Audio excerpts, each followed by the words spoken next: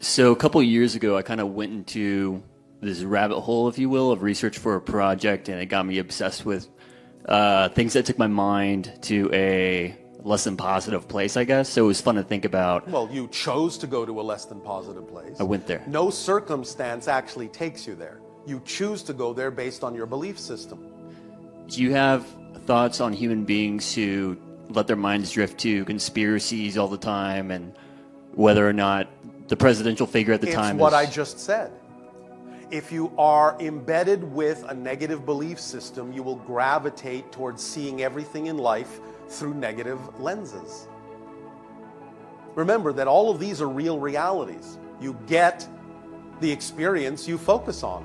So those that have the belief system that think that there are conspiracies around every corner will experience conspiracies around every corner. That's the version of Earth they will experience.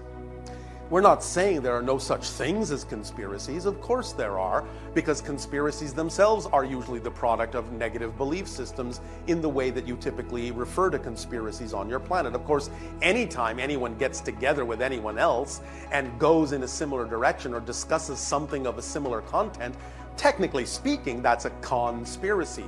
Conspiration, co-spire, breathe together.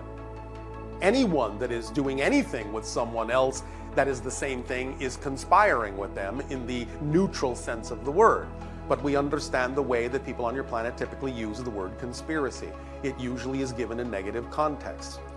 But again, the idea is that people who have fear-based belief systems will see conspiracies under every rock, and they'll experience the result of that. What do you prefer?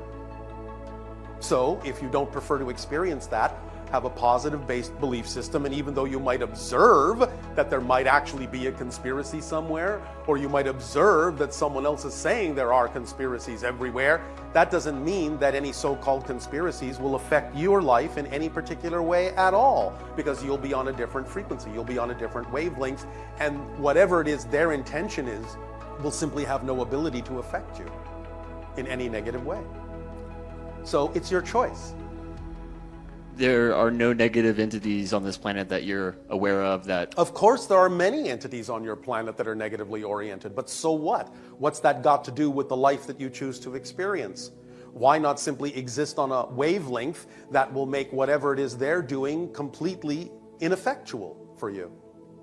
So in that sense, you won't care whether there are negative entities here or there or anywhere, because they'll simply have no effect on you. Do you understand? The more you focus on the idea that there are negative entities, the more you become negatively oriented. In fact, that's actually what they rely on. Do you understand? That's the trick. The idea is that they want you to think they're more powerful than they are. And their power comes from getting you to believe they're more powerful than they are. So you give over your power. And thus you are succumbing to the negative idea that they're perpetuating. But they don't really have more power than you do.